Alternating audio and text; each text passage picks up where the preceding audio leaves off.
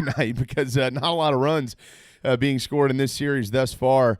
But Ian Anderson looks pretty good here early on today. I tell you what, the big question that both Darren and I had, Corey, was how ready to go is this bullpen today after throwing 7 arms out there after 7 innings, greatly pitched innings by Max Fried. How fresh are they? Yeah, I mean, I think that's the big question. I mean, certainly there were arms that were not used yesterday. Jacob Webb, Grant Dayton. I mean, there are options, that weren't used by Brian Snicker, but certainly they had to cover a lot of ground after, and look, going into yesterday, I mean, Brian Snicker was kind of clear that he wasn't sure how much they were going to get out of Max Fried, who really hadn't thrown very many pitches in the last month. So they got much more than they wanted out of him, but still they had to cover a lot of ground. Again, they used, as you mentioned, a ton of arms out of that bullpen.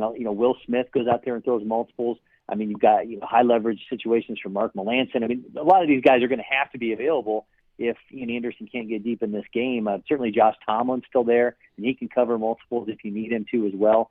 But they went deep into it yesterday. So I think for both sides, this is really going to be interesting. But I think it's more so on the Braves side because as good as we've seen Ian Anderson be in these previous 6 starts, this is a completely new monster for him. You're starting to see the pitch count raise up here into the second inning. So we'll see how deep he can go.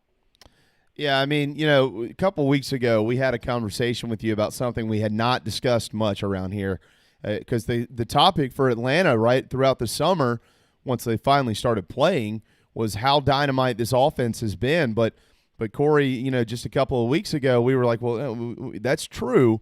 But with all the struggles they've had to get healthy and able bodies, to be able to start day in and day out, that bullpen has really carried them. And, seeing that, and we knew they were going to need to have that in the postseason. It doesn't matter who they play. Seeing that yesterday, where is the Braves bullpen amongst the teams that are here in the postseason? Is this the best bullpen in the postseason? I mean, it's right there with it. I mean, they've allowed the fewest home runs out of their bullpen than any team that's in the National League. Right there with the Dodgers, the Rays have been there as well. But it's been a fantastic bullpen. I mean, this was certainly, think about to the beginnings of last offseason. I mean, you can even go back to last year's trade deadline when you go out and get Mark Melanson, Shane Green, and Chris Martin, and then you turn around in the winter and start it off and you get the best available arm in Will Smith. So they made this a major priority. And not only that, I mean, we've seen, Matic come out of nowhere, to be a fantastic comeback story and be one of their biggest pieces. AJ Minter has been incredibly resurgent. He's been dynamite against left-handers. This Reds team does not hit left-handed pitching well at all. So I think everything has set itself up for this bullpen to be a major piece for them if they can make a run. And certainly when you think about the question marks that you have after Fried goes through that rotation, I mean, this is what they were built for, and we'll see what they're able to do. As it pertains to this game in particular right here, we do have the Reds with runners on first and second in the top of the second inning. They do have an out, so looking for a ground ball here from Ian Anderson. But let's talk about Ian. His last start, they did lose the game. He did give up 3 runs, and none of them were earned in 5 2/3, and that was on 7 hits. He didn't walk anybody in that one, so maybe I know he just walked a guy to first. Maybe, though, some of the bugaboos are out because prior to, in his 14 2/3 innings combined in those 3 starts, he had walked 11 guys. So how important is his control here in this game today against Cincinnati? Oh, it's huge. I mean, certainly we saw yesterday something very odd out of this Reds team. I mean, no one had a worse batting average collectively than the Reds did the entire season. They were the worst hitting team in baseball, but they offset that by hitting a ton of home runs. Their ISO was in the top 5 in the majors. Something like 60% of their runs came via the home run. So the last thing you want to do is put men on base and allow them to kill you with the long ball. This is not a team that plays the small ball well at all. So I think as we saw yesterday, they struggle, just the ABCs of baseball being able to score runs that way. So limiting their men on base is massive for him. And, his ability to use that changeup, which, if you listen to the broadcast at all, they talk about it being his, a changeup master and his best pitch. The reality is when he went into the minors, he didn't throw a changeup. He only threw it sparingly in high school. So this is a developing pitch for him still. And he's been really, really good with it throughout these 6 starts with a 20% plus whiff rate on that pitch. So, but yeah, control is massive for him today as he controls his emotions and certainly his ability to hit the strike zone. Corey McCartney joining us from Atlanta, Georgia, and we got a fly ball to left field there. So 2 outs here in the second inning. Runners held up on first and second for Cincinnati. So let's talk about what they face and what they have been facing thus far in the ball game. Only in the top or in the bottom of the first to this point. Luis Castillo is the coolest thing about Luis Castillo, by the way, is he was born on my birthday. So that's neat. That's the number one coolest thing. He's probably actually a pretty good guy. And that should tell you a lot about him. But, coming off of that performance yesterday, it took 13 innings to finally get 1 run on the board. I don't know if the approach changes today because it really never does for Atlanta. They are who they are offensively. But the matchup that they have against Luis Castillo, how did he finish the season? How does his stuff mix up with what Atlanta brings to the plate? I mean, if you're looking for power changeup, this is a guy that absolutely brings that. But, I go back to Freddie Freeman's comments before the series even started when he talked about the depth of this lineup. And he said, we have so many guys that can beat you in so many different ways that we force a pitcher to go out there for 115 pitches to be on his A game and throw 115 great pitches. If you're going to make a mistake, we need to be there and able to take advantage of that mistake. So, I think about it a lot like, Bauer yesterday. These guys can be locked in, but eventually something's going to break the Braves' way, and there's just too many guys in this lineup that can do damage to think that they're not going to at least try to find an opportunity or a sliver there to take advantage of. So we saw a fantastic, all-time kind of outing out of Bauer yesterday, and at the end of the day, it wasn't enough. Obviously, it had a lot to do with how long this game wore on, but you got to feel eventually there's going to be a crack there this Braves lineup can find a way to take advantage of. Corey, it's been a long time since the Braves won a postseason series. If they can finish this off today, then get some time before the division series, what does that do for this team? What does this do for the fan base, for the front office, for everything they've put together?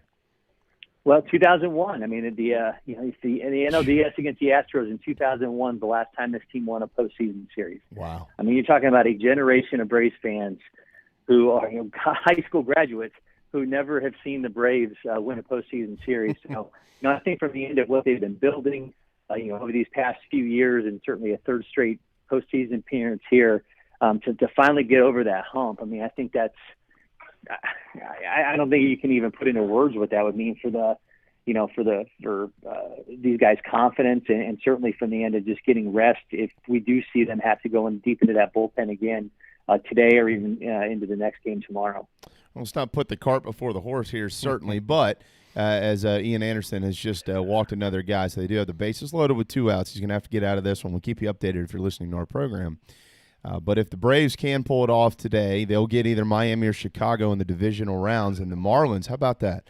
Beat the Cubs yesterday, so they're up 1-0, and they've got a chance to do the exact same thing Atlanta does today. Now, I would like to think that the better matchup would be the Marlins coming up in round number 2. Who knows? Who knows what that would look like? But whether it's Miami or Chicago, looking at Atlanta and what they're able to do, this is truly a team that should advance through the wild card round, should advance through the divisional rounds, but is one of those maybe a better matchup or a worse matchup for Atlanta? I don't think they don't want to see the Cubs. Certainly one of the weird tweaks or quirks of this season was that you're not seeing these teams outside of, what we would normally see in a schedule. Typically you'd have seen the Cubs twice this year already, right? You have seen the Reds that they're placing in Atlanta once already. You've not seen them, and you've already faced the Marlins 10 times. You've beaten them 6 out of 10 times. So I think that certainly plays itself up. That familiarity is something you want to take advantage of. And Kyle Hendricks had some issues yesterday as that game wore on, but we'll see tonight if Yu Darvish can lay it down and get them back into that series. But I think just from having that close familiarity with that team and knowing their pitchers, I think the Marlins are a much more intriguing matchup for the Braves without question. Yeah, that's what's really fascinating about this is you have a ton of matchups here, and I know we've already seen, the Yankees have moved on, the Rays have moved on. Of course, the Rays also played the Blue Jays, so they played all year long. But you've got a bunch of teams that in a normal season they've at least seen somebody, and I know that everybody's on tape, and I know everybody watches film, but you have a better feel when you actually get to play against somebody. That wasn't the case this year. You played everybody in your division, and then the same division across the league. And as the Ian Anderson rolls a ground ball to second, Albies flips it, and they get out of this thing to go to the bottom of the second, still scoreless here. But Corey, that's what's been so wild is most of these teams actually have not seen each other at all this year, which we've never seen before in the postseason. That's a good point. No, and you certainly think it's got to be to the benefit of the pitchers, right? I mean, because there's just yesterday Trevor Bauer, he had a number of appearances against a lot of guys in that lineup. But he was at the top of his game this year. I mean, he's probably going to end up being the NL Cy Young winner. And despite all those successes, guys like Freddie Freeman, and Marcell Ozuna and Ozzie Albies have had against him, didn't really matter yesterday because it's just a different animal when you haven't seen a guy for that long and you can't really prepare. And then the other aspect of it is you can't go down and watch film in the middle of a game to see what that guy's doing and what you might be able to pick up on because they took that out of the equation this year after all the stuff with the Astros. So, I mean, there's just so many different things that are setting itself up in these matchups to be to the benefit of pitchers. So that's why I think if you're the Braves, you want to go against a staff you've seen multiple times with Marlins. That's interesting because Jamie and I have talked a bunch throughout this weird sprint of a season about how many runs are being scored. I mean, we've seen tons of lopsided games, yet now we get to the postseason. Teams haven't seen each other. Pitchers have the benefit. And now we're going to have a totally different game where it's all on the strength of your pitching staff. Yeah, I mean, think about Shane Bieber, right? I mean, this guy won the Triple Crown, and it did not matter. But on the other side of it, Bauer was fantastic. So, maybe there's a lot of emotions that get played into it, but certainly when you go into it and these pitchers have not seen, these hitters have not seen these pitchers, I mean, you got to feel like at least on paper or the way you think about it, that the pitcher's got some kind of an edge going into those matchups. All right, here's the rest of the slate today. 2:00. It is Miami and Chicago on ABC. Baseball back on ABC. That's been neat. 3:00 on ESPN. It's the White Sox and the A's. Now the winner out of that one's going to advance. This is Game 3 here. Dane Dunning and Mike. How do you say Mike's last name? Fires. And then Wainwright and Davies will go tonight with the Padres and Cardinals at 7 on ESPN. Brewers, Dodgers later, 10 o'clock ESPN. All those times, of course, they are Eastern time. I expect the Dodgers to probably take care of business today. But that White Sox-A's matchup coming up at 3, Corey, is really, really interesting. I really wish these two didn't have to see each other in this round.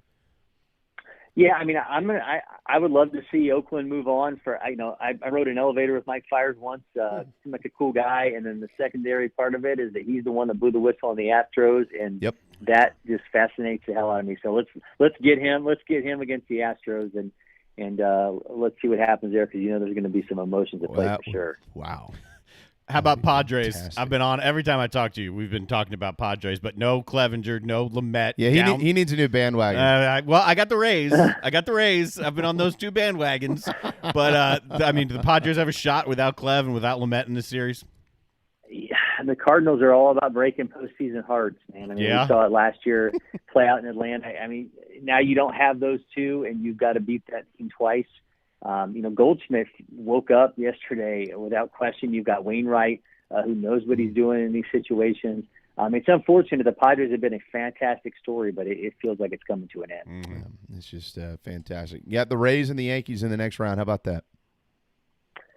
Yeah, and I think I've liked the Rays making it all the way to the series. So but I think the scariest part there is Giancarlo Stanton looks like Giancarlo Stanton again. And that's got to scare everybody else in the American League, especially the Rays. Yeah. That game coming up, Game 1 of that series coming up on Monday. What did we miss, Corey? Nothing, man. I'm ready to say. I just hope this thing doesn't go.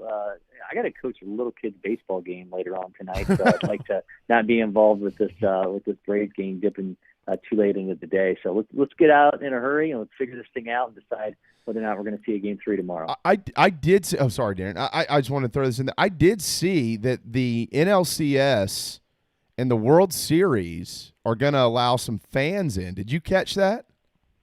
Yeah, but 11,500 fans, right? That they're going to Yep. allow.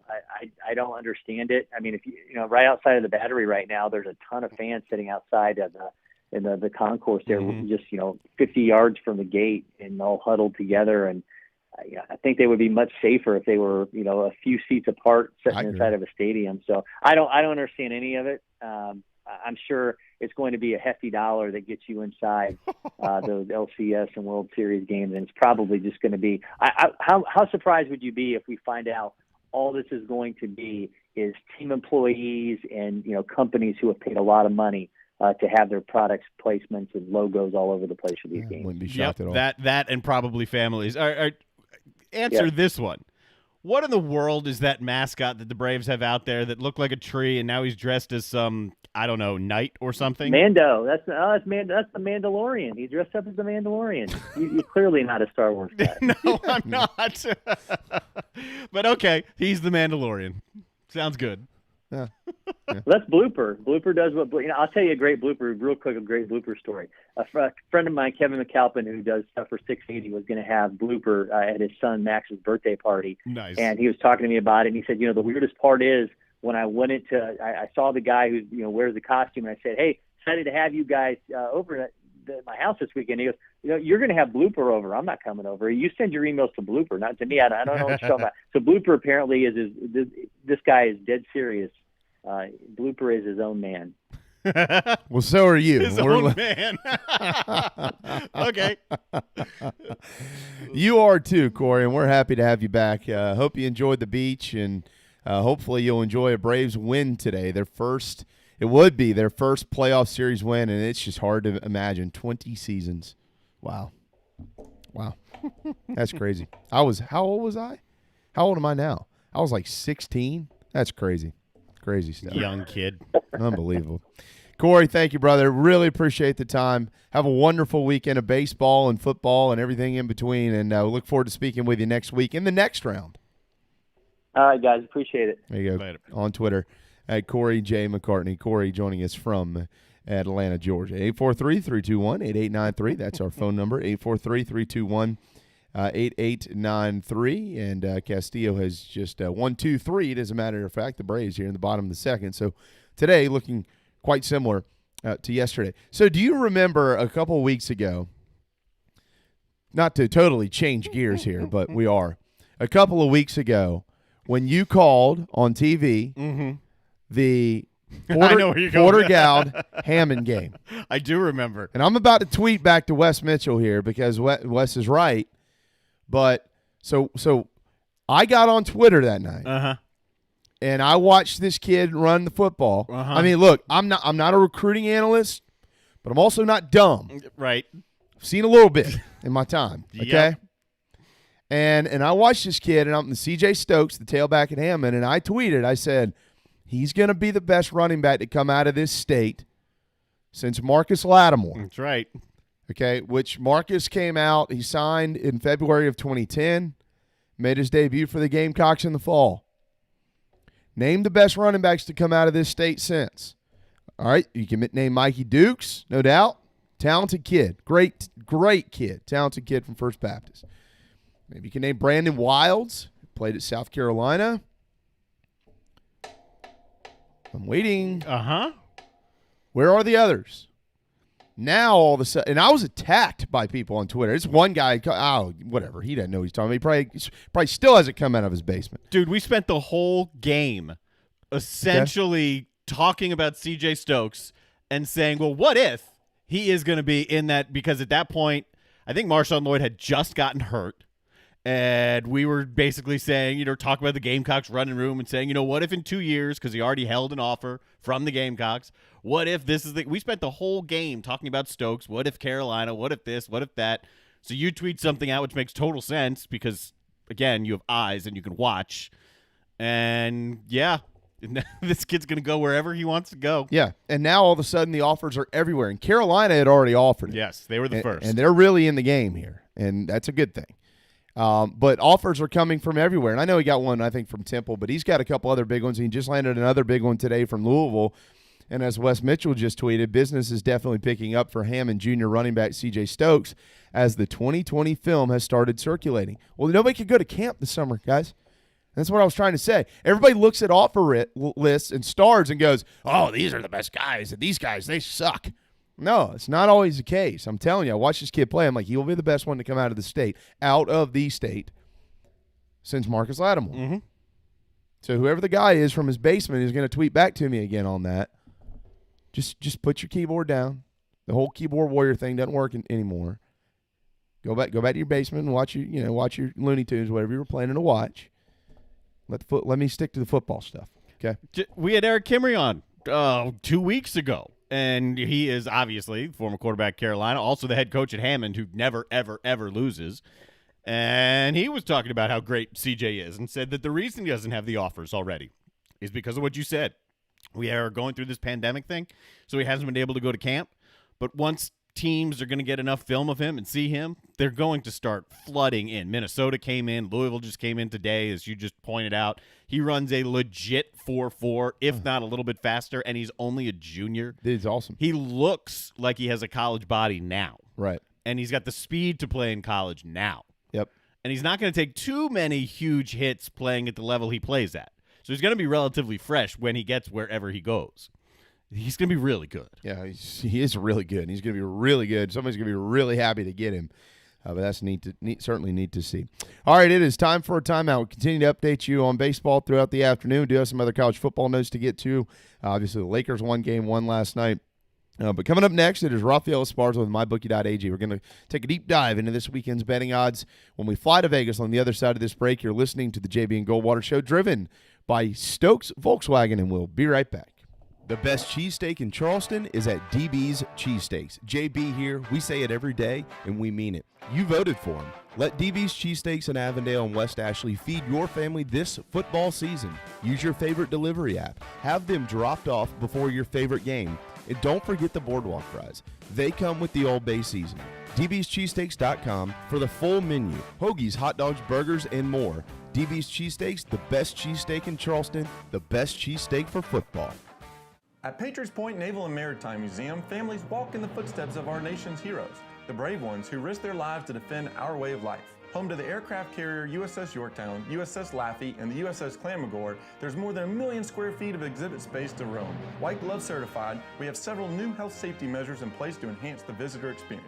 Come for the day and leave feeling inspired. One of the most impressive museums in the country, located right here in Mount Pleasant. Visit patriotspoint.org for more. We'll see you soon.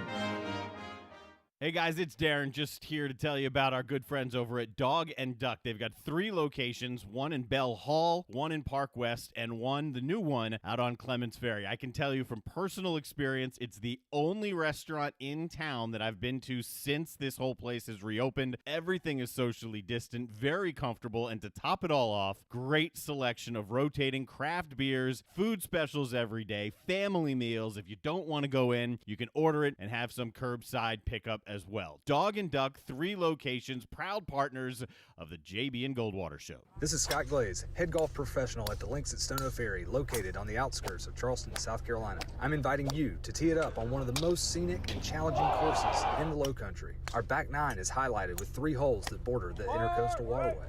Visit stonoferrygolf.com to book tee times and discover all that Stono Ferry has to offer. The Links at Stono Ferry is a former South Carolina Golf Course of the Year and is also home to the College of Charleston men's and women's golf teams. Come see us. We would love to have you. stonoferrygolf.com. Hi, I'm Chris Half, Public Information Officer at the Patriots Point Naval and Maritime Museum. We're home of the mighty USS Yorktown, USS Laffey, Clamagore, and Vietnam experience. And we're a proud partner of the JB and Goldwater Show. We invite you and your family to come see us and enjoy a day on Charleston Harbor. Visit patriotspoint.org for more information. And now, it is my honor to present the National Anthem.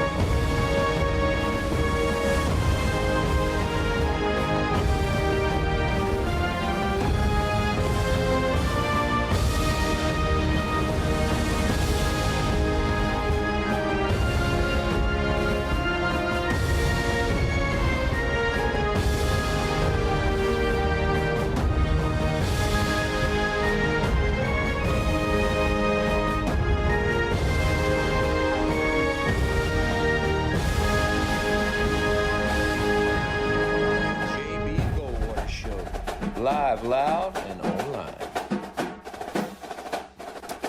101. Welcome back. Final hour.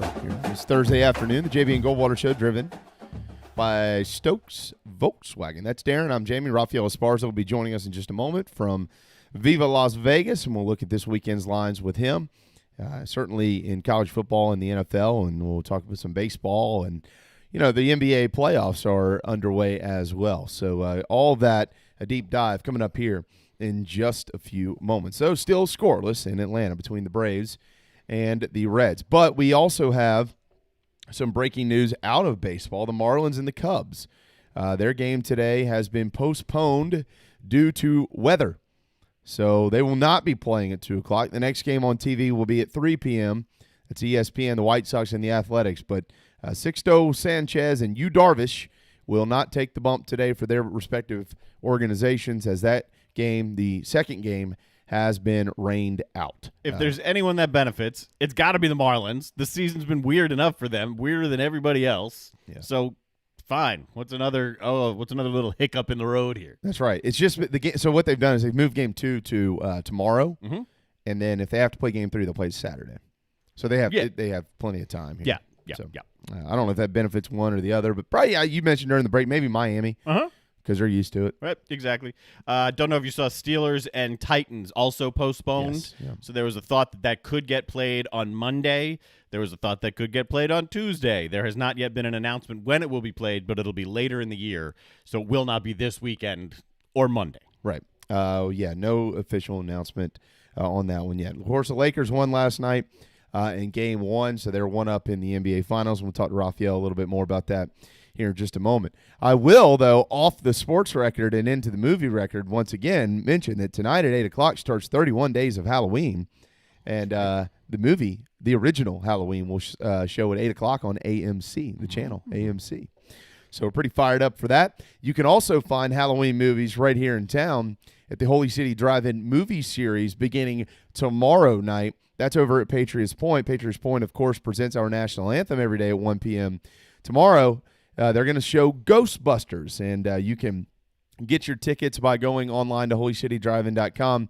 You can check on showtimes and much, much more. Next Friday, they'll show Scream. Next Saturday, Hotel Transylvania, and a bunch of other Halloween films or flicks are coming up later this summer. Nightmare on Elm Street, the Texas Chainsaw. I say this summer, this month. Nightmare on Elm Street, the Texas Chainsaw Massacre, Goosebumps, The Ring, Friday the 13th. They'll also show Halloween, but it's the Halloween that was filmed here in the Low Country that came out last year. And so all that's going on. HolyCityDriveIn.com for your Halloween drive-in movie series this month over at Patriots Point. My Halloweens have been each of the last 2 Saturdays coming one pick in a parlay away from doing really well, hypothetically speaking, and I missed on one pick on each of them. Ooh. And I had Rafael laughing at me. He's back with us. All right. Rafael Esparza joining us from Vegas a day early. We got him out of bed. Hey, man. Oh, I thought it was maybe Friday, but I guess I got bumped by an SEC guy. That's why I'm here on Thursday. No, you did not. Oh, yeah, tomorrow. Actually, you did. You did, yeah. Florida's tomorrow. beat writer. Yeah. See, I knew the love. Even though the debates, they didn't mention anything about SEC football. They mentioned Big Ten football. So well, yeah, but that's because SEC got it right. Well, it's still too far away to see who got it right, who got it wrong. I'm surprised you could tell what was said at all in the debate, because all I heard was people screaming at each other. That's true. That's true. I had to watch it multiple times, and I had to wait for the official transcripts to come out yesterday just to grade a couple prop bets. Yeah. What did that transcript? What did the transcripts look like? Like a hurricane spaghetti model? Here you go. Here's a transcript, right? Oh God, poor person who had to do that. What a mess, man. How'd you do on that? Because it seemed I would think you did pretty well, because it was all just a complete crapshoot to see what you're gonna get. We did okay on some of them. Of course, we lost on will Donald Trump say Law and Order. That opened up at $3, got better all the way up to $5. One on tie colors. Everyone thought Trump would come out with either red or blue. Or red. He came out with solid striped blue. Everyone thought Biden would come out with red or blue, and other was the winner on that one, 9-1 on others, just because it was either a navy stripe or a black and white stripe, but there was no neutral color on his tie. So thank you, Joe Biden. Oh, yeah, Which I know he listens to the show. He does. Big fan. made some money off old Joe, huh? All right. Let's get into sports here because everybody's tired of hearing about politics, I think. MyBookie.ag is where you can follow along. 50% sign-up bonus up to $1,000. Hey, and again, Raphael, thank you so much for being available on short notice here a day early this week. We really do appreciate it. And in all honesty, we have a gentleman joining us from The Athletic who does cover the Florida Gators and could only do that tomorrow, and wanted to make sure we got him in. So we really appreciate you being willing to kind of jump around. You know I got nothing but love for you guys. Yeah, man. You're a good dude. You're a good friend, that's for sure. All right, we'll get to baseball in a minute. We'll get to football in a minute, but we will hit on the NBA right off the top of this thing. Heat and Lakers, and last night it went big in favor of the Lakers. First of all, how is it, before we actually get to game 2, which is tomorrow, and I think the Lakers are 8-point favorites here, have you been taking a bunch of money on the NBA Finals? We did prior to tip-off. We took a lot of betting on the prop bets. AD had a lot of money on points and rebounds. Of course, LeBron had. I think we got hit hard on his assist. Jimmy Butler, a point was one that was on there. So prop bets did really well. I can guarantee you games 2, 3, and if it goes to 5 or 6, it's going to be low scoring. Because let's face it, with Gordon Dragic out, that shortens their bench. Butler injured, Bam injured. This could be ugly. Game 3 might be on USA, not ESPN or ABC, because let's face it, I think if those guys are not 100% or out, the broom will come out, and the NBA playoffs will be faded away, because I can guarantee you the betting public and the viewing public. And I know people are going to say, oh, the NBA Finals was trash on games 3 and 4 if the Lakers get ready to sweep because of all the controversy, all the stuff, the politics and all that. No, it's going to be because it's bad basketball and Miami going to be shorthanded, not because everything else is going on in our world. So that's the only bad part I think about if Miami's not completely healthy. People are going to blame the ratings, not because of the injuries in Miami. It's not a series anymore. They're going to pinpoint to everything that's happened in the world today. Yeah, good point. What are we taking here? Are we taking the Lakers in a sweep? Oh, if Dragic's out, which I'm hearing he's out for the whole season, Bam's not healthy, Butler's got a bum wheel, I would not be shocked if it's bring out the broom. Okay. All right. That's kind of what I figured anyways. All right, real quick here in baseball. Obviously, the Braves and the Reds are on the diamond now. So this is scoreless in the third. That's not a shocker. They only scored 1 run yesterday in 13 innings. But coming up later on today, it won't be the Marlins and the Cubs. They've been postponed due to weather. That game's going to go at 2 o'clock tomorrow. But the White Sox and we didn't lose. That's right. That's right. Not out yet to the upstart Marlins. White Sox, Athletics, Cardinals, and the Padres, and the Brewers and the Dodgers are all on the diamond today. Quickly, White Sox, they are 1.5 run favorites. I don't look at the 1.5 in these spreads in baseball. I usually look at the over-unders, and the over-under in that White Sox Athletics game is 8.5. Your thoughts there? Kind of like Oakland. I think they finish out the White Sox. Mike Pierce on the mound. You're only laying a short price, 120, 125 on the money line. I like the over as well. I think both teams can hit the ball out of the ballpark. We saw game 1, White Sox bats, game 2, Oakland bats. Oakland's at home. So the White Sox have not been a good road team. They've been the story all season long. Their lineup's been brutal. Their pitching has been good. But on the road, they've been a totally different team. I'm going to take the home team A's winning today with small ball and pushing runs over. I still think it goes over, but I don't think we're going to see the long ball that much today. I like Oakland. What about the over-under at 9 in the Cards-Padres game? I don't know. I think I'd be under there. Mm-hmm. I kind of do if you get playoff Wainwright. If you get a Wainwright that started the season that had back control for his curveball, then I think Slam Diego punishes him early. And do you really have trust in Zach Davies? He's pitched well. I think he's won 4 out of his 6, but he's lost back-to-back home starts. So I guess it all depends on how you look at it. If Zach Davies misses his spots, then Goldschmidt will hit another 2-run homer in the first inning, and the runs start piling in. I lean towards San Diego. I don't see them losing back-to-back home games. Give me Slam Diego. And I could probably say I think I would probably say the under stays in. Okay. And then the Brewers and Dodgers late tonight. Kershaw, your boy, he is on the mound there, over under 7.5. That's Kershaw. I mean, he pitched well in the playoffs last year. I think maybe people forgot about that. They always make fun of him how he struggles in the playoffs. He pitched well. I have to admit, this is probably the best Dodger team I've ever seen play. And I've been watching the Dodgers all my life because my uncle back in Chicago was a huge Dodger fan. He looked like Fernando Valenzuela. His favorite player was Fernando Valenzuela. So I had to watch a lot of Dodger baseball with him as I was at his house a lot due to illness. Dodgers blow out the Brewers. Hey, there's worse people to be like than Fernando Valenzuela. What a great. We used to go to Wrigley Field. We had season tickets together, and people would mistake him for Fernando all the time because he would wear a Dodgers hat and a Dodgers shirt. Even though the Dodgers weren't in town, we would go to Wrigley Field to watch some Cub games, and people thought he was Fernando Valenzuela. So we got better seats and free beer. Right, because Fernando Valenzuela is just going to happen to just stroll through looking like Fernando Valenzuela like on a random day at a Cubs game. Exactly. Yeah, that's fantastic. How about the NFL tonight? I was just looking at it. It's a 1-point spread. It's a game tonight in the NFL? Right, so it's an awful game. Does that actually help you? Because I mean, if you're going to watch the game, you may as well bet on the game to make it more entertaining. It will, just because the Denver Broncos are a highly bet team, and they've been for many, many, many years, not just because Peyton Manning was there. But I mean, back in the day when they won the Super Bowl with Elway, having running backs year after year after year, just running wild. So they've been a heavy bet team. So we'll get action on this, because it's Thursday night football. There's no college football tonight.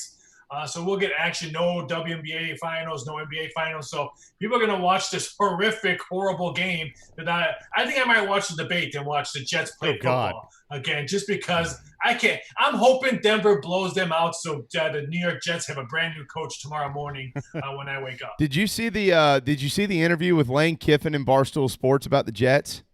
Yes. That was pretty funny. I didn't know. Though they play a game with like all these coaches that they have on their show, and they just asked Lane Kiffin. They said, "Okay, picture what was it, 2021, Raphael, or something like that?" 2021. Picture is 2021. Ole Miss has just won the national championship, and you get a phone call from the Jets. What is your response to that? Is that a job that you would take or something? And he goes, God, no. He goes, have you seen their roster? So Lane Kiffin ain't going to New York, folks. At least not to the Jets. That's great. All right, into the weekend. Brutal. Yeah, it's brutal. Into the weekend, though, into the NFL, we'll pick a few out here, and then we'll get to college football to wrap up our segment with you today. How about the Browns and the Cowboys? The Browns 5-point dogs here in the ball game against Dallas, 1-2 on the year. Cleveland, of course, is 2-1, coming off of that huge win last week over the former Washington Redskins. Yeah, I mean, I want to say take Dallas at home, but let's face it, Jerry's World has not been a good home field advantage for the Cowboys. Everyone in the NFC East goes there and wins games against them, so why can't the Browns win a road game on there? The only thing I kind of like, bet the over. Let's see. The Browns have scored 69 points in 2 games, and the Dallas defense can't tackle worth of nothing. So if you're going to play this game, maybe just take the over. If this number continues to drop, then maybe I might take a stab at Dallas, but I just think we're going to see a lot of points because let's face it, COVID has wiped out the NBA defense and the NFL defense. Good point. Like that. Seahawks, Dolphins, 1 o'clock coming up on Sunday. Well, the Seahawks are 7-point favorites. The over-under in this one's 54. So the two questions I have here on top of what the spread is and what do you think about this thing are the quarterbacks. Russell Wilson right now probably should be the NFL MVP, but when do we see Tua? Yeah, that's a good question. I still think we're not going to see him till middle of the season unless for some odd reason Fitzmagic continues to win games. He won last week on the road on a Thursday night game that we were forced bet another horrible TNF game. So I can see him coming maybe 5, 6 weeks, 5, 6, or 7 if they're going to switch quarterbacks. But again, if Fitzmagic wins, let's say he beats Seattle, which I do like the Dolphins plus the points in this game because here's another one. Yeah, MVP Russell Wilson. Where's our defense at? 61 points in back-to-back games, 30 plus they're giving up. They can't tackle worth of nothing. I mean, the Falcons scored 25 points on them as well. So, yeah, Russell Wilson, MVP candidate, but that defense gets a big fat F. I think Miami covers. Wow. All right. Look away, Darren. The Washington former Redskins football team are 13-point dogs this weekend against the Baltimore Ravens. The over-under in that game is 45. Baltimore is 2-1, and they started out the year scoring a bunch of points, but they only scored 20 last week, and that lost to the Chiefs. Washington money line. The former Oh, money Washington line. football team is going to win outright. Yeah. No, they're not. Oh. It's going to be a close game. You know what? The Ravens are kind of upset that they gave up that many points to Kansas City on a shortened week, 34 points. I think it's going to be a defensive battle because I stuck Washington is going to win games and cover games because of that defense. And I know they're probably upset for letting Cleveland, of all teams, score 34 against them. I think their defense probably is really upset with that. I think it's going to be a defensive battle game. I think the under is going to happen. I don't like the side on this one, but I think the under is going to be a really good play. Rafael Esparza on Twitter at VSI.Sports in Vegas. MyBookie.ag. If you're listening and you want to get in on the action, that's where you go. Make that account now. It's fun. It's great. They have a bunch of prop bets and things up as well with everything out there in the sports world and, unfortunately, beyond into politics and so on and so forth. You can even, Darren bets on darts. You can bet on darts. You can bet on a lot of different – you can go into the live card rooms, and you can play blackjack, and you can play roulette and not be looking at a game, basically. You see a live person actually dealing, so you know you're not getting cheated. That's true. Yeah, that's true. It's a tough world out there. Patriots and the Chiefs, 4:25 Sunday afternoon. Cam Newton and the Patriots 6.5-point dogs against Mahomes and Kansas City. Yeah, Kansas City looked impressive on Monday night. When your fullback scores a touchdown against a really good Ravens defense, if you're the other team, how are you preparing for the Kansas City Chiefs offense? I do think New England has a defense to put some stops on it. So I'm going to take the plus points here, but I think Kansas City wins in a much closer game. I can see like a 34-30 type of game. I think Cam Newton has a really good game against a Kansas City defense that's banged up. Snead is probably not going to play. Jones is probably not going to play for Kansas City's defense. Their defense took some bangs. I think New England covers. Kansas City is undefeated. You know who else is undefeated? The dadgum Buffalo Bills.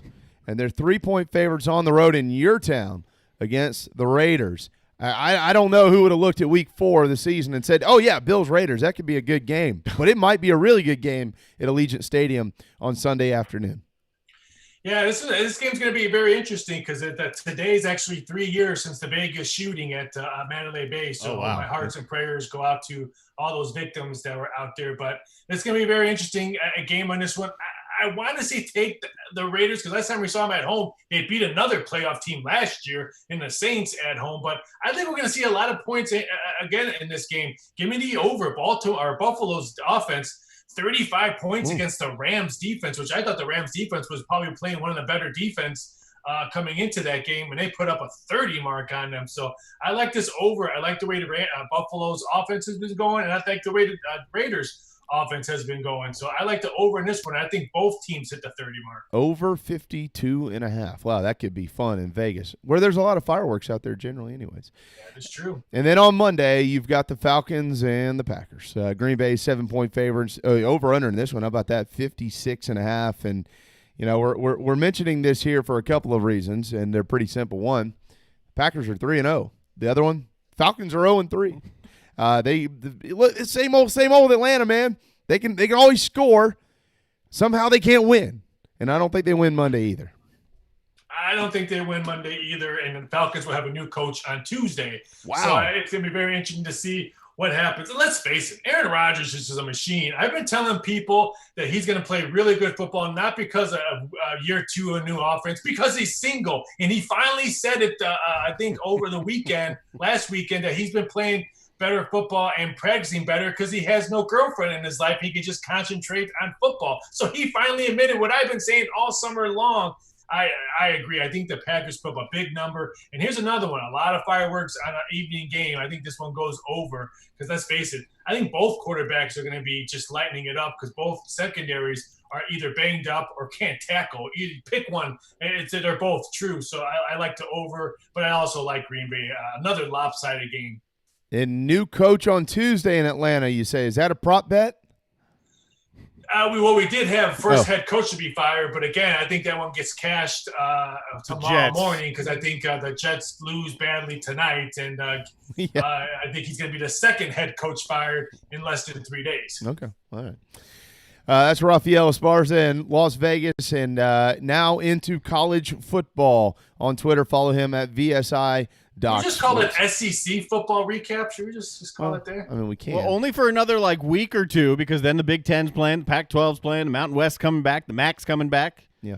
And Mountain West actually starts this week. One of them, Air Force, is playing Navy this week. That's right. Yeah. Do you remember all those times when you kept telling me every week that college football wasn't playing? You remember that? You didn't forget that, did you? No, but we still having cases and. Yeah, but they're playing. The point is, they're playing. They are playing. They're playing. It's because of our famous leader that's in the office. He saved football. It's because hey, right. It's because of a lot of people, a lot of really good people. It's not just him. Oh, No. He says it is. No, there's others. I believe whatever I hear. All right, hang on. So I know we're going to get Carolina and Clemson, but I'm throwing this out right from the start because I've been on this from the time I saw the line come out. I'm starting you in the Big 12. Oklahoma is a 7-point favorite over Iowa State. They could beat them by 20, Raphael. Iowa State beat Oklahoma by 20? No, Oklahoma could beat Iowa State by 20. That line is low. It is. I think it's a little bit overreaction from what Oklahoma did last week. Money has been coming in on a Cyclone since we posted this number. So really? If you like Oklahoma, I don't think it's going to come off that key number. But if we can continue getting money on it, I would not be shocked if we have to drop that one since Iowa State Cyclone money is coming in. Wow. I got it at 6.5, so it's up to 7 now. Well, this game in Norman last year, correct me if I'm wrong, but didn't Oklahoma win it late by 1 point? Wasn't it 42-41? That is correct. Okay. I'm just saying. I know a little something. Just think of me as you watch it and think about a touchdown. And Oklahoma has not covered against Iowa State in 4 straight games. Oh. They have covered? They have not. Haven't. Oh, they have. I was about to say, how'd they? Well, then what the hell was the line last year? Wow. Okay. So you're saying. So what did you say? Iowa State? That's what the public has been betting, or the wise guys have been betting. I don't have any. I don't really like this game because I hate betting against Oklahoma coming off a loss, and I'm not impressed with Iowa State. People thought they could surprise a lot of teams this year, so I actually kind of like the over a little bit, but it moved already 2.5 points. So I'm just going to sit back and probably have my first cocktail of the week on Saturday night and watch this game. All right, good for you. Hey, let's stay in the Big 12. How about that? Because you got a really interesting Kansas State team here and Texas Tech. They're both 1-1. Kansas State right now is a 2.5-point favorite in the ball game, and the over/under I think is at 64, Raphael, unless it's moved. But of course, the Wildcats did beat Oklahoma last week, 38-35. Yeah, I think another high-scoring game. Well, I should say every Big 12 game is going to be a high-scoring game because they don't play defense in that conference. I think we all can agree to that. This one's going to be interesting. How does Texas Tech come back after giving up?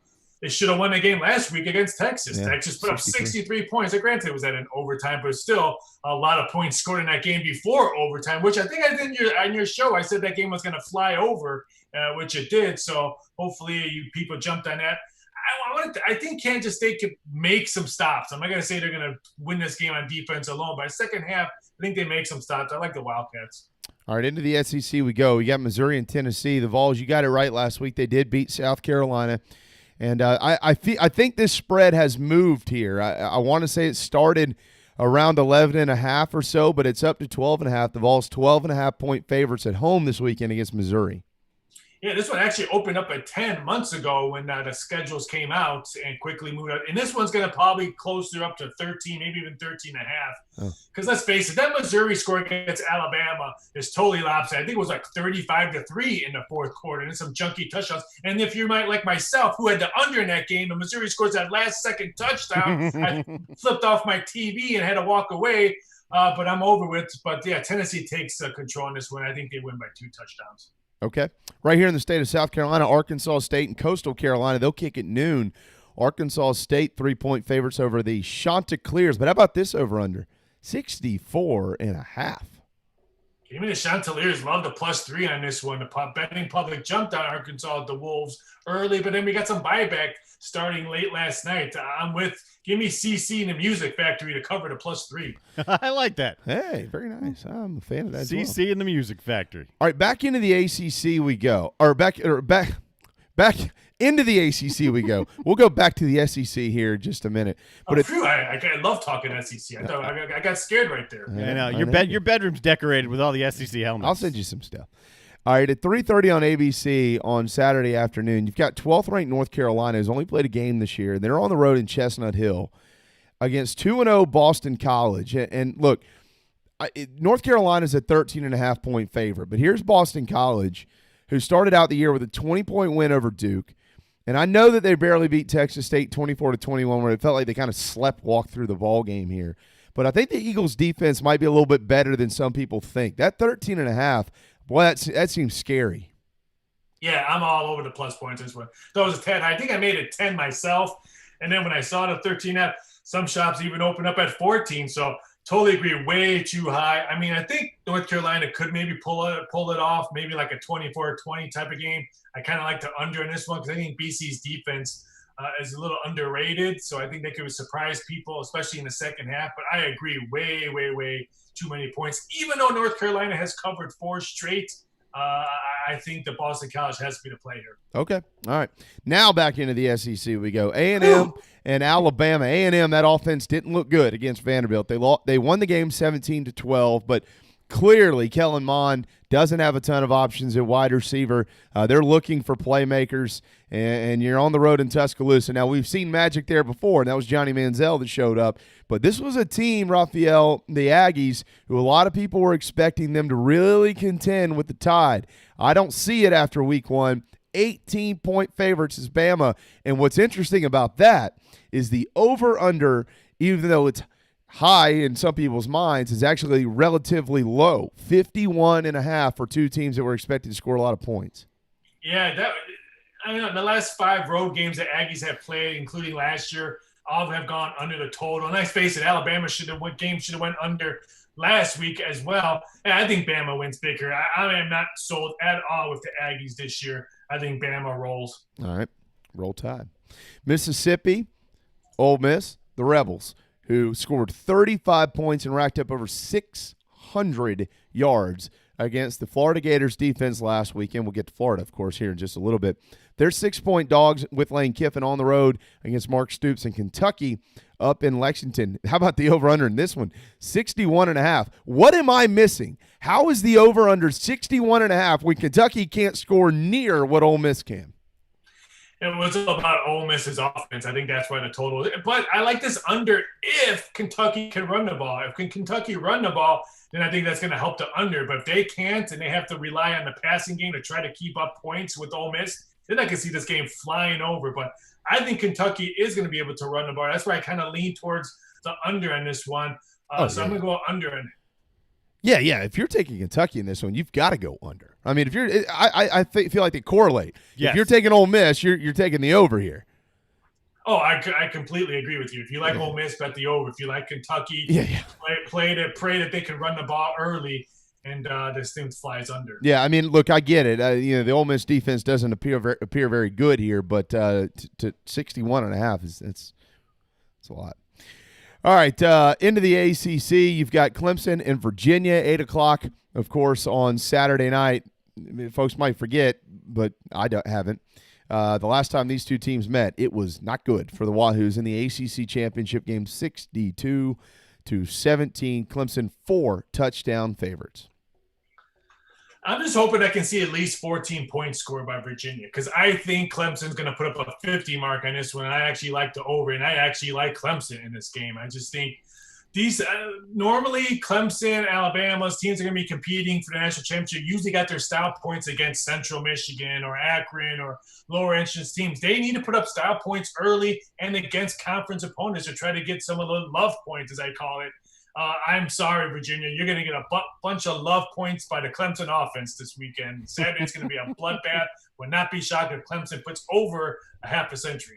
All right, 7:30 Saturday night, the Deep South's oldest rivalry, Auburn and Georgia. The Dogs, 6.5-point favorites, still don't know necessarily what the quarterback position will look like. Stetson Bennett had to come in and save the day last weekend for Georgia while they were on the road at Arkansas. But JT Daniels is cleared to go, and so we'll see if he gets in there. But Bo Nix and Auburn come to town looking to kind of, maybe change the feel in Athens a little bit early in the season. Little note for you, War Eagles started between Georgia and Auburn in 1892, Raphael. You can tell your friends this in Vegas, and that is when a Civil War veteran showed up to the ball game on the plains with an eagle on his shoulder. It happened to fly around the stadium. It left his shoulder, flew around the ballpark. Auburn makes a charge, wins at the end of the game, and that's where War Eagle started. Here's the problem. When the eagle went to land, he died. He fell into the turf and broke his neck, and that was all she wrote. But it stuck around. Which is not funny, right? Well, I'm not really laughing. But will the eagle be flying for Auburn on Saturday night? Yeah, I'm not laughing because I don't want PETA to send me emails and stuff like that. I'm not laughing. Just remember that. But I kind of like the plus points, even though all trends and all history say that Georgia's going to wipe the floor with Auburn. But it's, like I said, none of these conference teams play non-conference to prep for conference schedules. So I just think some of these lines have to be a little bit adjusted to know that these teams are playing either their second or third game and they get any, I don't want to say pushover games against non-conference teams, but I like the plus points because of that reason. Both teams did not look like they came off of getting ready to play their first SEC games in their first schedules. Defense was poorly. Offense looked poorly on both sides. So give me the plus points. It's going to be a close game, and I think our Auburn hangs around and covers. I think Georgia wins by a field goal. You made a really good point there. And Georgia might have the best defense in the country. The over-under in this ball game is at 45. So you're saying plus 45. So maybe like 47. Like 24-23 or something wild like that. Well, if you're an over better, that would be good for you. If you're under better, maybe 24-20 and you cash both tickets. All right, there you go. Don't parlay. Well, no. Well, I could say don't parlay. The boss is on vacation. Yeah. Parlay it up. All right, okay. And to the swamp we go at noon on Saturday. South Carolina and Florida Gamecocks coming off a heartbreaker against Tennessee. Florida, of course, coming off of 51 points scored on the road in Oxford against Ole Miss. The over-under in this one is 57.5. Now, everybody's talking about Kyle Trask and Kyle Pitts, the two Kyles, and I totally understand that. South Carolina, though, their offense much better than how it finished last year with Colin Hill at QB. I checked yesterday, and this had bumped back to 18. Now it's back down to 17.5, so it looks like some cash has been coming in on the Gamecocks. Your take on this one? Yeah, really good two-way action in this game. I'm kind of torn on this one. Do I think Florida can put up that type of offense against South Carolina, which I thought their defense played really well last week. It just came up short on a couple plays, a couple missed tackles, especially in the fourth quarter, that maybe they could have had a different outcome if they were able to. I like the plus points in this one. I think Florida does win by double digits, but I don't think they win by that many double digits. I like give me the plus points. I think Florida wins by exactly 14. All right, plus points for South Carolina. 17 is a interesting number. Last time they were in Gainesville, Gamecocks took a 17-point lead to the fourth quarter, and they blew it. All right, anything we didn't mention today, something maybe a little bit off the radar, somebody might have a shot at some money on? I'm getting ready to post next quarterback to be benched in the NFL. I'm doing some NFL prop bets today, so who wins first? Jets or Giants? Who loses first? I'm going to match up some of the Bears and somebody else. So I'm going to put up some work on some NFL prop bets today. Fantastic. MyBookie.ag, Raphael Esparza. You need to follow him if you don't on Twitter at VSI.Sports. Hey, man, once again, thank you so much for joining us here on Thursday. We know it's generally on Friday, but really wonderful look into the weekend, and we'll look forward to doing it again next week. Yeah, anytime. And don't forget the Preakness is this weekend. Oh, God, yeah. Wins the Preakness. Who does? Art Collector. Should have won the Derby, but had to back out because he was sick. So I loved him. I was going to bet the house on him. My wife said I could double mortgage the house on the Derby if Art Collector was going to run, but I think she made him sick, so that's why he didn't run the Derby. But he's running the Preakness. He wins. Wow. Okay, Art Collector. Everybody forgets the Preakness is running this weekend. Crazy stuff. This damn fall sports stuff has got us all screwed up. We got the Masters coming up in a month. Yeah. Am I going to have to shovel while I'm watching the Masters? Not in Vegas. Well, no, not in Vegas. No. If I was somewhere else. Not in Augusta either. No. Hey, buddy. Thank you. Have a good one, guys. Stay safe. You too. Raphael Esparza from Vegas, where it hasn't rained in like 200 days or something ridiculous. It is time for a timeout, and when we return, speaking of golf, I mentioned the Masters coming up. We'll check in with Scott Glaze quickly on golf. He's the head golf pro out there at Stono Fair, and I know he's been waiting patiently, so hang tight. Scott Glaze up next year on the JV and Goldwater Show, driven by Stokes Volkswagen. This is Mike Mazzell for Stokes Volkswagen on Ashley Phosphate Road with exciting news. Every 2020 Tiguan S, our best-selling third-row SUV, is $3,500 off plus 0 APR for 72 months. But wait, there's more. With $299 down, you can own the Tiguan S for just $299 per month for 72 months at 0% APR.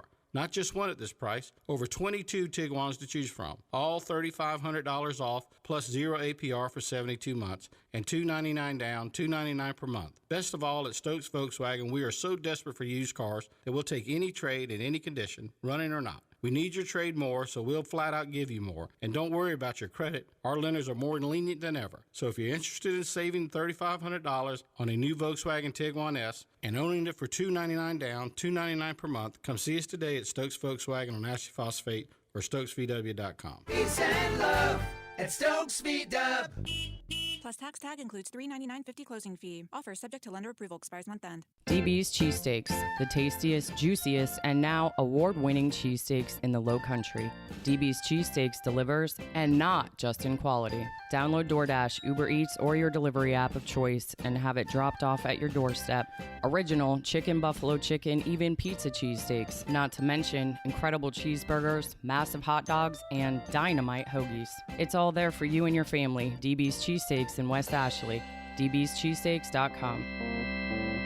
Hey guys, it's Darren, just here to tell you about our good friends over at Dog and Duck. They've got 3 locations, one in Bell Hall, one in Park West, and one, the new one, out on Clements Ferry. I can tell you from personal experience, it's the only restaurant in town that I've been to since this whole place has reopened. Everything is socially distant, very comfortable, and to top it all off, great selection of rotating craft beers, food specials every day, family meals. If you don't want to go in, you can order it and have some curbside pickup as well. Dog and Duck, 3 locations, proud partners of the JB and Goldwater Show. Listen to this station on your smartphone. Download the app now on Google Play Store. What's up, everybody? This is Patrick Davis, and you are listening to my friends JB and Darren on the JB and Goldwater Show.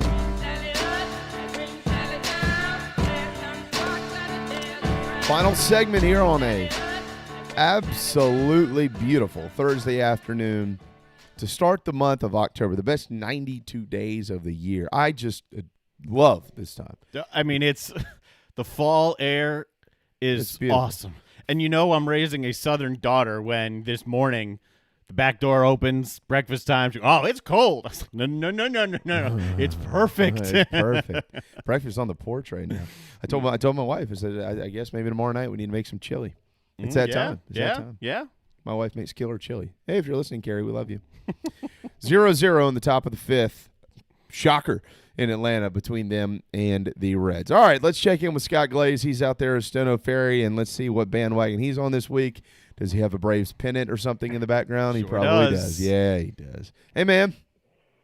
Hey, what's up? Man, I take offense to y'all calling me a bandwagoner. What's up with that? What, weren't you like on the Oklahoma City bandwagon a couple of weeks ago? Hey, I've been riding that train back their first years in OKC when they were bad. So, and then that has been a bumpy road being an OKC fan. But other than that, all my allegiances are pretty local. Okay, fair enough. Yeah, you're not a bandwagon guy. You're just you're an in and outer. You know, you're there when they're winning. Now, my sister went to college at Oklahoma City University, and they have a killer performing arts major out there. That's what she went to do, and that was right when she was auditioning out there. Was right when Seattle was making that transition to Oklahoma City, and I didn't have an NBA team. I was a Jordan guy, but not a Bulls guy. And so I said, all right, well, I'm going to follow this team and kind of see where it goes. So that is how I got my Oklahoma City allegiance. Oh, right nice, there. It's fair. That's nice back. Yeah, nice that's fair. Story. Yeah, I appreciate that. Really good stuff. To clear the air for you guys. He's also a big time College of Charleston football fan. That's all right, there is some golf being played this weekend. It started today in beautiful Jackson, Mississippi. That is the Sanderson Farms Championship. I know nothing about the Country Club of Jackson except for, from what I understand, it's very southern and beautiful. Charlie Hoffman and Jimmy Walker are tied in the lead at 8 under. It is actually, compared to what we've been going through, Scotty, been a relatively quiet time in the sport of golf. as we kind of gear up for the Masters here coming up in a few weeks. And obviously, we've got a couple of nice looking tournaments prior to. Of course, Tiger won the Zozo, and that'll be coming up here in about 3 weekends on October the 22nd. The CJ Cup at Shadow Creek in Vegas is in a couple of weeks. You got the Shriners next weekend also out there in Vegas, but relatively quiet right now. What has been on your radar? Have you been following along with Tiger? Have you been following along with Brooks, their health and things like that? What have you been kind of keeping an eye on? Honestly, I did not watch a single shot of the Corrales tournament last week. It's probably bad of me to say. But it was nice to kind of just step away for a weekend, watch some football, take a little break from the golf. This week's field is going to be a decent field, Sanderson Farms Championship in Mississippi. This is usually where we're going to see some breakout people. Last year, Sebastian Munoz won this tournament as basically a no-name. He won it in a playoff over Sungjae Im. And both of those guys went on to have great seasons this year. Sebastian Munoz finished 8th in the FedEx Cup standings. Very sneaky finish there. If he walked through the door right now, no one would know who he was. Sungjae Im went on to have a great year, and Ben An, another Korean player there who has a lot of promise, played well last year at this tournament. Cameron Champ won this event 2 years ago. Peter Malnati won it in 2016, I believe. So some guys that we see on the tour now as somewhat fixtures, so to speak, tend to have some success here. This event has always been an opposite field event through most of its tenure. It started back in the 60s. It's played opposite of WGC events. It's played opposite of Open Championships, Presidents Cups, Ryder Cups, Tour Championships, things like that. So it's never really got a nice, strong field. This week is a little bit different. Charlie Hoffman is king of the first round leads, and he's got that again right now. But I think it will be enjoyable for golf. If you do have that itch that you need to scratch, it's always great to watch these guys play. Always in awe, but no, really just have not heard much. I've heard nothing out of Brooks, how his health is. Not much out of Tiger. We did see him at the Big Cedar Lodge. Was that last week? Yeah. So yeah, those guys will be laying low for a little bit. I would be more anxious to see when we're going to see Brooks come back, because he's taken this long time off to rehabilitate from a knee injury. Might take him a little while to get into the swing of things. And I think before he had to withdraw due to injury, and before even that Sunday at the PGA Championship where he kind of stumbled there, I would say he would be the betting favorite at the Masters. That's certainly not the case anymore. So just kind of have a loose grasp on everything right now, paying attention to what's going on. Huge props to Hudson Swafford last weekend, winning. That's his second win on tour. That's a Georgia Bulldog. We got a lot of those guys on tour right now. They're one of the pipelines for PGA Tour players. So another one of those guys notched a victory. But yeah, like you said, at the CJ Cup in a couple weeks, they're going to be playing for a lot of money out there in Vegas, and that's when we're going to see some of these big hitters get back into action. On Twitter at Scott Glaze, he's the golf pro at Stono Ferry, StonoFerryGolf.com. Real quick note on Tiger. So his backup putter from the year 2001, 19 years ago. This was not the putter he used in 2001. It was the backup putter. Okay. Just sold at the Golden Age Golf Auctions for $154,928. So somebody bought Tiger's 19-year-old backup putter for $150+ grand. Would you, if you had the money, would you even buy that? No. No, not at all. I mean, unless you had so much money that that was just a drop in the bucket there. And you wanted something cool to put up in your man cave. It's not even his actual putter, though. I guess there's a good story behind it. It was his backup, but it's been told of the many stories we've seen, all the putts that Tiger's made with that gamer. I know the Golf Jam did a piece, I think last year, that was so good, just talking about that putter, how it came to be, what it means to Tiger. He wouldn't even let his son touch the putter, and they asked some people in the know at these big merchandise auctions, and no one could put a price on what that actual putter would auction for. All of them said it's priceless. We have no clue what it would go for. So I think the fact that the backup that never even made it into play went for $150,000. That's saying a lot then for the what the gamer would be. The gamer is never going to auction. It's never it's going to stay in Tiger's trust, and it's going to be with his great grandkid one day.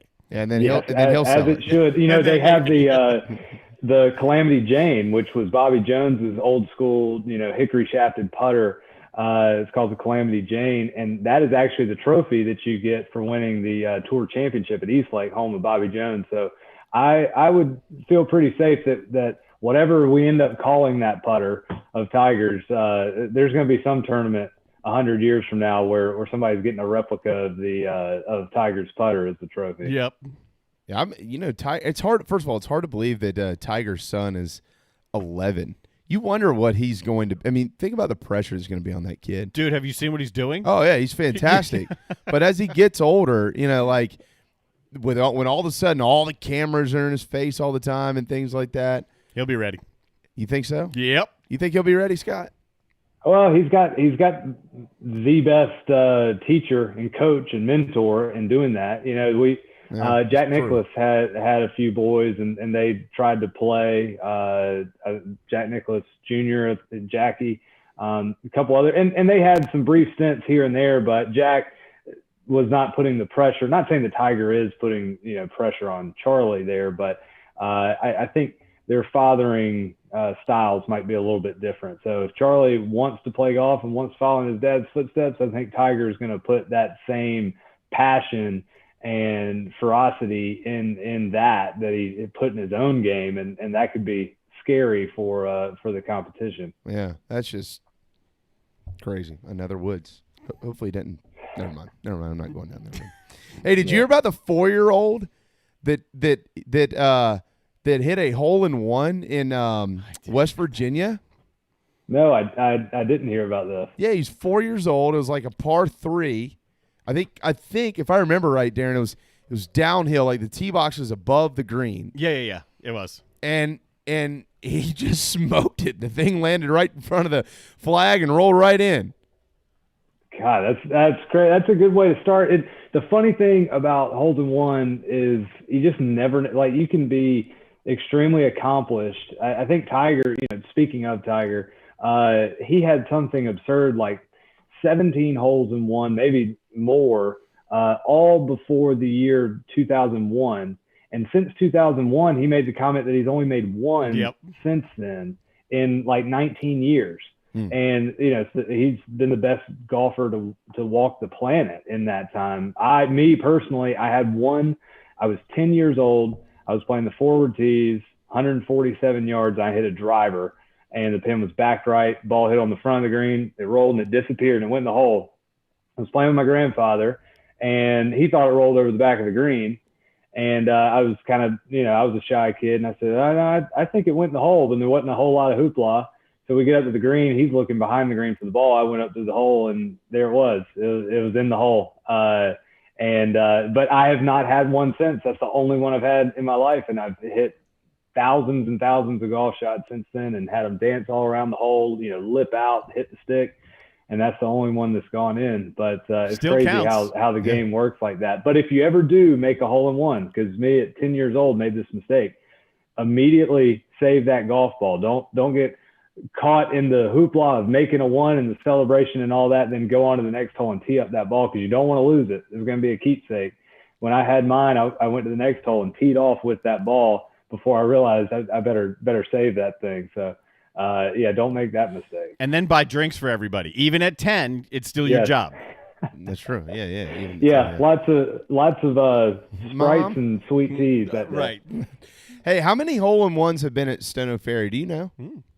We had one on Tuesday. Really? We had one of our members to make one. It's funny. They seem to kind of come in threes whenever people do make ones. So I wouldn't be surprised if maybe this weekend we had a couple.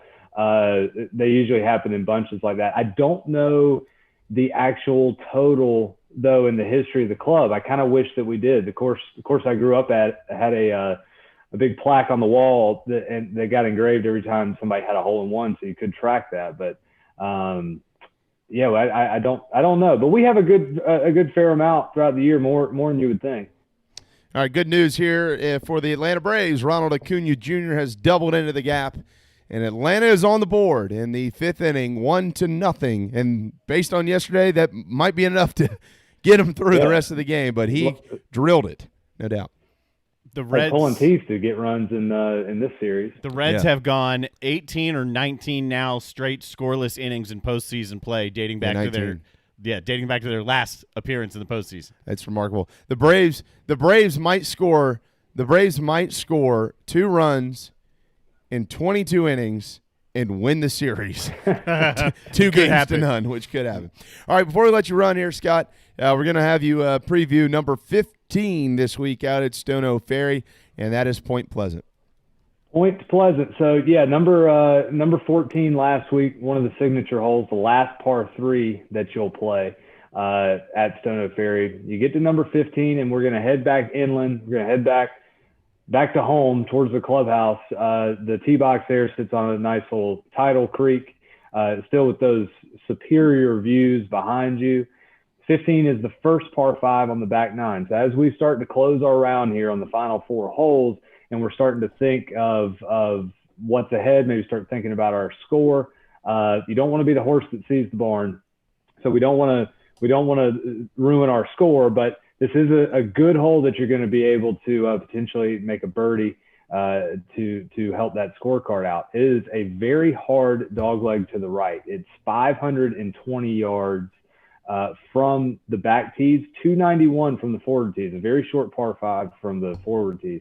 However, it plays a lot longer because of the severity of the dogleg. It is a 90-degree dogleg to the right.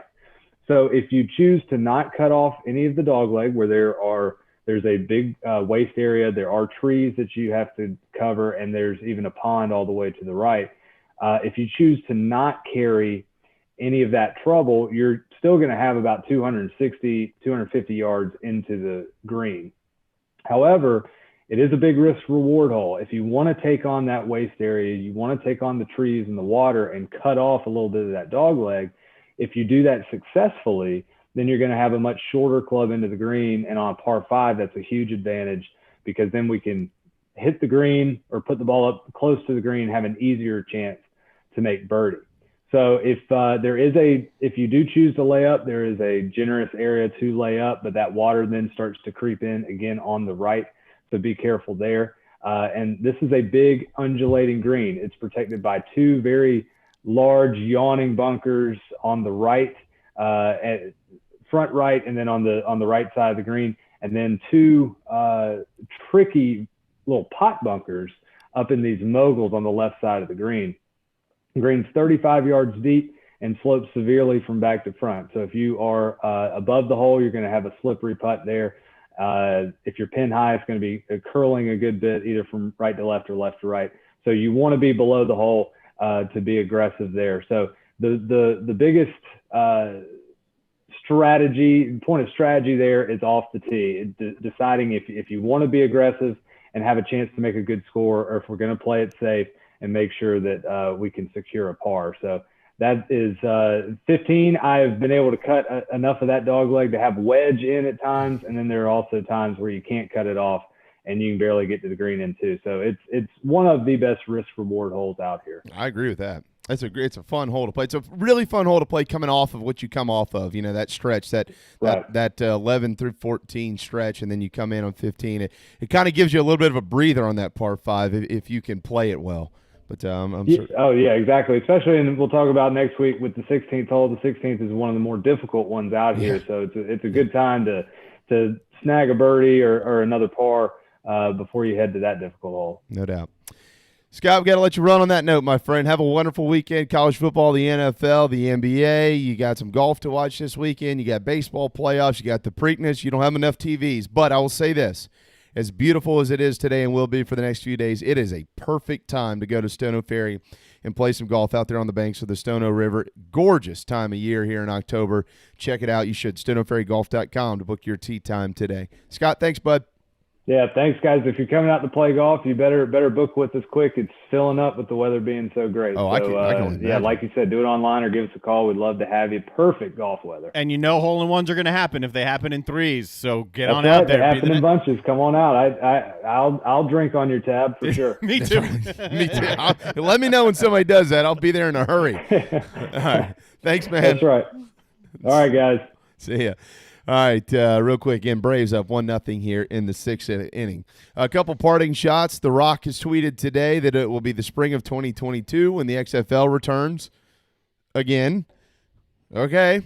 We'll see if this one works. Let me tell you something. I think it will. I think it'll work. The last one was going to work, and then that pandemic thing happened. Yeah, that's right. Yeah. And The Rock is in charge. Yep, and that too. We all love The Rock.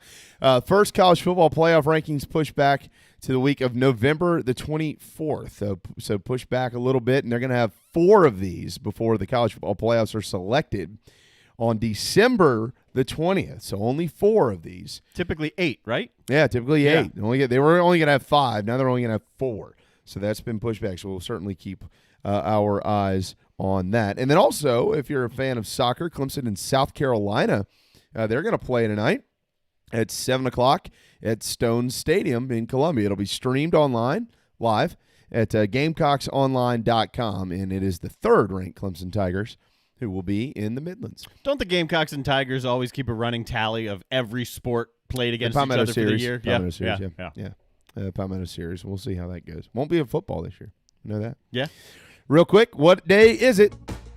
It's a good day. It's a good day. I need to get mine cut. It is National Hair Day. So if you've got good hair, congratulations. I don't know if I'd call mine good hair. Yeah. I got the Jufro. Oh, yeah, that's right. Yeah, you do. Uh-huh. It is National Black Dog Day, and I've got 2 of them.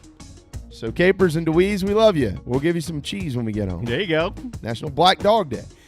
And I would suggest all of you do this if you have kids. If you don't have kids, do it anyways. Why not? National Homemade Cookies Day. Yeah. Yeah, man, who doesn't love good homemade cookies? Grayson was just asking for one of those yesterday when we were in the store. I think there's a Frozen themed cookie or something. I didn't buy it. Well, maybe I should. You should today. I guess so. Maybe you give your dog some homemade cookies. Oh, JoJo's weird. There are things that he won't eat. I mean, like old shrimp.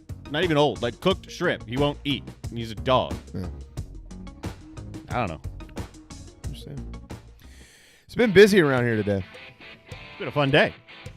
Yeah, it's been a lot of fun. We appreciate everybody.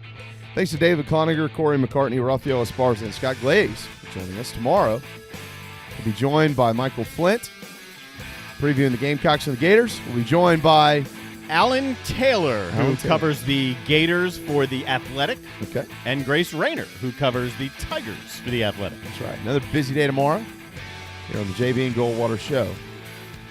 Keep an eye on those Braves. They're up 1-0 again. A familiar score. They're in the top of the 6th in Atlanta against Cincinnati. I've covered on that tomorrow around here as well, certainly.